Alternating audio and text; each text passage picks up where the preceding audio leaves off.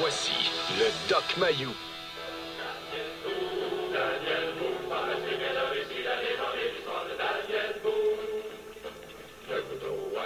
Savez-vous qu'est-ce que j'ai fait à un moment donné? Il y a un ours qui est venu aux côtés de mon écurie. Puis j'ai pris un hache, puis je suis parti après. J'avais ma prothèse. Je suis parti après avec un hache. L'ours, savez-vous une chose? L'ours a eu peur. Je vous crois, M. Mayou. Hey, un ours de 400 livres. Docteur Mayou, bon matin. Ouais, Catherine. Qu'est-ce qu'il y a? Ça fait partie de moi aussi. Oui, je le... Et le pire, c'est que c'est très vrai. Vous êtes mis à courir après un ours avec Oui. une jambe et avec une hache dans les mains, c'est ça? Ouais. Puis l'ours a eu avantage à pas se retourner, moi, t'en vous le dire. J'ai ri quand j'ai entendu ça. Et c'est pas la première fois que vous racontez ce genre d'anecdote-là. Vous êtes vraiment comment je dirais ça, un prédateur, docteur Mayou. Eh non, je suis pas un prédateur. Non, mais un peu. J'aime pas me faire écœurer, Ah oui. même par un ours. Le maudit, il est venu rôder autour de l'écurie. Hey, ça prend-tu un ours effronté? Ah, c'est Je sûr. lui ai signifié qu'il retournait dans ses airs.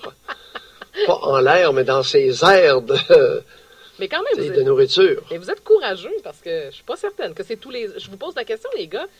Seriez-vous parti après un ours avec une hache? Pas sûr, Courageux? Ouais, puis il était beau. C'est un ours adulte, probablement un beau mâle. C'est le printemps, évidemment, juste avant que les petits fruits sortent dans le bois, là.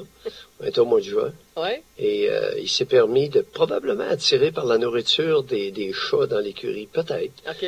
Je sais pas ce qu'il faisait là. En tout cas, s'il était perdu, je l'ai réorienté. Moi, je me serais mis à crier, mais je serais parti de l'autre côté. À ne pas faire, ça a l'air. Non. Raphaël, aurais-tu le courage de poursuivre un ours? Mais je pense pas. Mais je suis pas un gars de bois, hein. Moi, je suis un gars de ville. Donc, probablement que j'aurais pris mes jambes à mon cou. Vous êtes rendu une espèce rare, docteur Mayou. Oui. Est-ce que je peux remettre nos auditeurs en contexte? Je vais raconter hier, OK? On est à la conférence de presse du ameublement Tanguay. Je vais vous faire découvrir un autre aspect du docteur Mayou. Vous allez voir quel personnage intéressant il est. On est au point de presse. Et à un moment donné, je vois un homme barbu s'approcher de moi. Je reconnais le docteur Mayou qui me dit, Catherine, as-tu vu les poutres? Je dis, oui, docteur Mayou, j'ai vu les poutres. Penses-tu, Catherine, que c'est de l'épinette noire? Docteur Mayou, mes connaissances en épinette noire sont faibles. Je ne peux répondre à votre question. Alors, ouais, il dit, je vais poser la question. Ben, j'ai dit, peut-être que la réponse viendra dans le point de presse. Et en effet, à un moment donné, on apprend que les poutres du nouveau ameublement Tanguay sont en épinette noire. Et là, en plus, le comble du comble, c'est construit. Les poutres ont été construites à Chibougamau. Docteur Mayou s'est mis à applaudir durant le point de presse. Bravo! Docteur Mayou était le seul à applaudir, parce que dans les points de presse, c'est rare que les gens applaudissent. Ben, en plein milieu, c'est rare quand même. Vous aviez l'air impressionné hier. J'en ai eu la chair de poule. Ben, j'ai bien vu ça. Ah oui, j'avais toute le poil hérissé sur les bras. Mais avez-vous réalisé, on a découvert l'utilisation du seul bois au Québec qu'on a méprisé pendant aussi longtemps. Mais vous... C'est incroyable. On ne trouvait aucun usage à l'épinette noire parce qu'elle est trop petite pour la construction. Ils ont quoi, 4, 5, 6 pouces de diamètre maximum, les petites épinettes noires en haut de Chibougamau et en haut du lac Saint-Jean. Parce que vous me disiez hier que on utilise peu l'épinette noire, c'est ce que j'ai compris. Ben oui, il y a pas elle est trop petite. OK. Ça prend une éternité. À 4-5 pouces, l'épinette noire a 85, voire même 90 ans, quand elle a 100 ans. Mais pourtant, hier... C'est un bois qui pousse très lentement. Et ça fait... Et le génie des gens de Chibougamau, c'est d'avoir pris le bois pour lequel il y avait le moins de débouchés et d'avoir utilisé l'épinette noire pour remplacer des poutrelles d'acier qui nous viennent de Chine. Mm-hmm. C'est incroyable. Oh oui, je suis d'accord avec Ils vous. l'ont laminé. En plus... Il y a quelqu'un qui a eu le génie de trouver la façon de couper l'épinette noire en petites planches et de l'agglomérer, de la coller pour faire d'énormes poutres qui sont au plafond de la bâtisse d'ameublement Tanguay. Mm-hmm. Écoute, d'utiliser l'épinette noire pour créer une œuvre d'art ou un monument, je trouve ça génial. Oui, mais en effet, c'est... Et maintenant, il faut mettre ces ingénieurs-là sur l'épinette rouge, Okay. qui lui aussi est un bois méprisé, mais beaucoup plus commun au Québec. Est-ce qu'il y a des bois qu'on ne méprise pas, docteur Mayou? Oui, il y a les bois nobles. Oui. Ben écoute, le chêne a été apprécié au point d'être quasi disparu de la surface du Québec. Ah oui? Il y avait énormément de chênes en Amérique et il en reste presque plus. Alors ça va devenir une espèce protégée. Mhm. C'est vous comment vous connaissez des choses. Oui, Par exemple, ça me fascine toujours de voir à quel point vos connaissances sont larges et impressionnantes. Non, en c'est vrai? agriculture. Non, pas T'sais, seulement en je agriculture. connais la psychiatrie, je connais l'agriculture, puis Oui. l'autre domaine, Catherine, tu veux jamais que j'en parle. Alors, j'en parle pas. Le sexe, C'est évidemment. pas vrai. Arrêtez. Je vais me faire dire que je suis castrante puis que je vous censure. Arrêtez-moi ça ce matin. Ça Hey, dépend. parlant de sexe, Ah. une petite parenthèse. Bon, ça y est. Raphaël, Oui. faut bien s'exciter un peu. Mais certainement. C'est que hier soir, pendant la joute de hockey, Mhm. pendant le match de hockey, je me permettais d'écouter CNN. Parce qu'il y avait un débat à CNN. Et à toutes aux périodes et aux commanditaires, je pitonnais CNN pour découvrir que Anderson Cooper, un homosexuel Oui. avoué, Oui. avait créé un panel pour discuter de Trump. OK. 4 femmes. 4 femmes et un homosexuel. Alors, le mâle hétérosexuel aux États-Unis, oubliez ça. Il est quasi disparu de la surface. Maintenant, ce qui est intéressant, c'est qu'ils ont discuté d'une altercation qu'il y a eu entre Newt Gingrich. C'est un vieux routier. Oui. Il a été président de la Chambre à Washington. Il s'est pogné avec la Kelly. En tout cas, hey, ça se pogne solide. Vous aimiez Catherine, ça, ça hein? n'a pas de bon sens. Mais en fait, si vous... Non, il a dit, écoute, Kelly, tu t'es fasciné par le sexe, il t'es pas capable de parler de politique. Elle avait le feu au derrière. Et vous avez aimé ça, hein? Je soupçonne que vous aimiez la chicane, hein? Ah oui? Non, Non, non, c'est c'est pas une la affaire. chicane. Après 15 minutes, les 15 dernières minutes, là, c'est que le panel, les femmes, parlaient toutes en même minimum 3 en même temps, 2 à 3 Bon. en même temps. OK. Et Anderson, Avec- pauvre, Anderson Cooper disait plus un mot. Il laissait aller ça. Ah oui, il Ah, contrôlait pas c'était- son panel?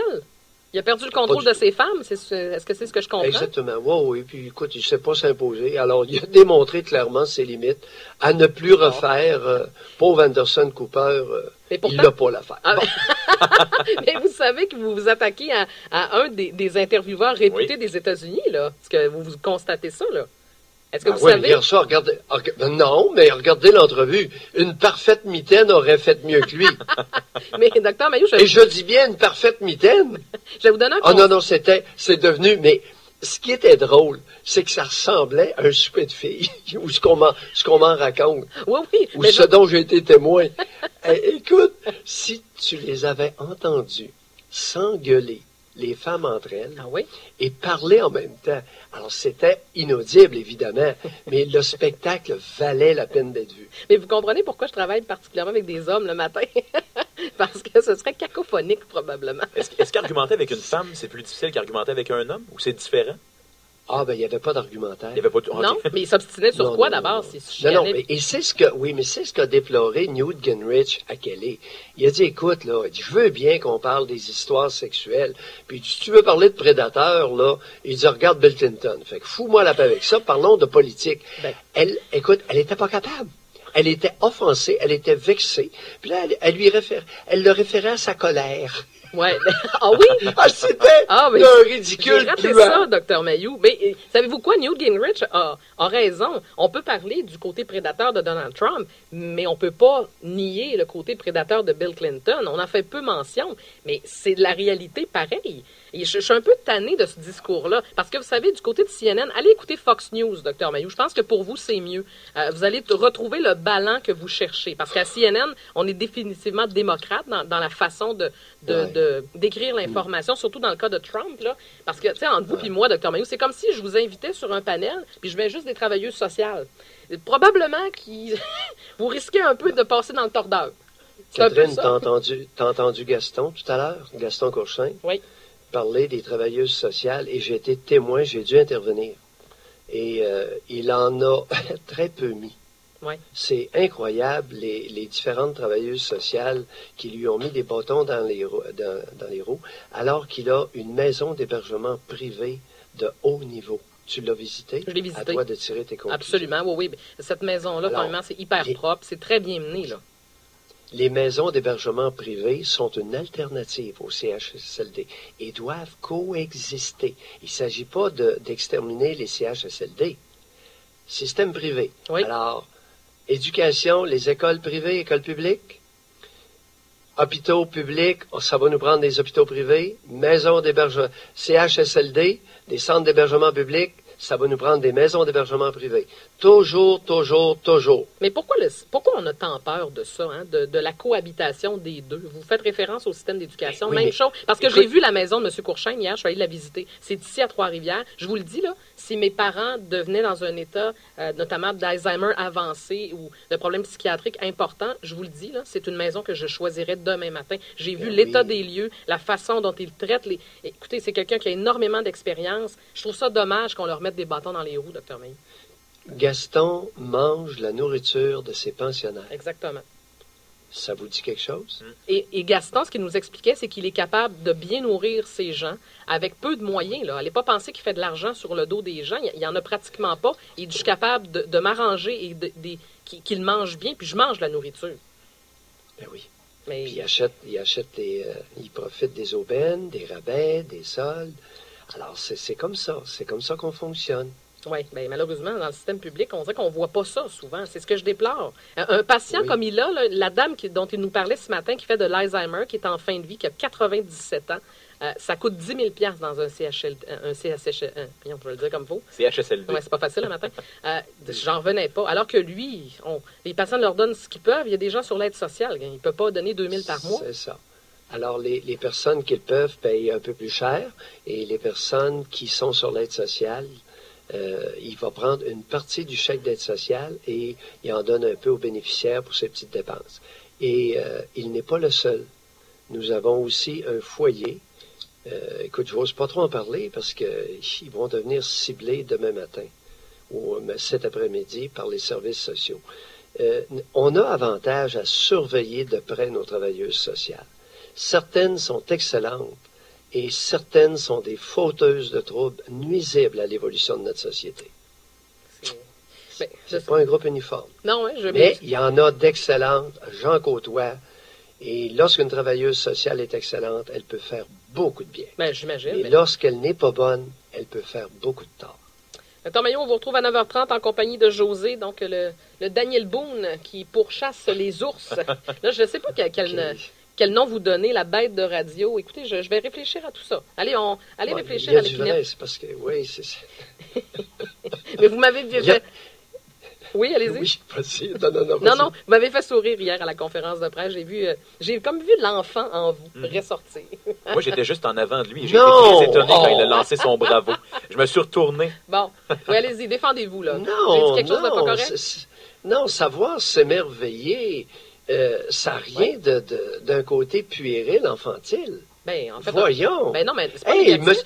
Bon, Catherine et Raphaël, okay. J'ai été présenté à M. Maurice Tanguay. Oui. Vous voulez des potins, vous allez en avoir un matin. Allez-y. Et il y a son gendre est venu me présenter à M. Maurice Tanguay. Je connaissais Jacques, mais je ne connaissais pas M. Maurice, qui a 83 ans, et sa conjointe. Oui. Et il m'a avoué qu'il écoutait l'émission. Ah oui? En avant-midi, à Québec. Et puis là, il m'a fait ses commentaires. Ah oui? Alors, au niveau de l'émerveillement, les amis, il y a 83 ans, c'est pas un enfant. Mais non. Et là, ils se sont mis à me raconter des histoires qu'à un moment donné, il s'était ramassé avec une laiterie. Il fallait qu'il s'occupe des vaches. En tout cas, toute une histoire. Écoute, on aurait pu, là. Mais non, la passion, l'intensité, la capacité d'admiration, les amis, ça n'a rien de puéril. Il y a des enfants qui sont dolles comme toutes, sont plates à mourir, qui ne savent pas s'émerveiller devant strictement à rien. Oui, il y a des enfants désagréables, voire même détestables. Hey, lâchez-vous, arrêtez-moi matin. Là. Par contre, il y a des enfants extraordinaires qui ont des yeux comme des lumières, qui captent tout ce qui se passe. Mais c'est intéressant. C'est dommage qu'on n'ait plus de temps parce que vous venez d'ouvrir une porte qu'on va rouvrir, je pense, parce que c'est rare qu'on entend ça. Tu sais, un enfant, c'est toujours fin. Non, c'est vrai qu'il y en a des détestables. Il faut que ce soit dit. Ouvrons cette porte-là, mon Dieu. OK, on va finir ça là-dessus, on se fait ramasser. On va se faire garrocher des roches. Probablement. On est est habitué. Docteur Mayou, on vous retrouve avec José à compter de 9h30. Bye bye, à demain. Bonne journée. Oui, Docteur Mayou, à tous les jours, 7h10, il vient d'ouvrir une canne. C'est vrai qu'il y a des enfants pas reposants puis désagréables. Ça vous est tous arrivé. On le dit pas, là. On en connaît tous. On en connaît, voilà, exactement.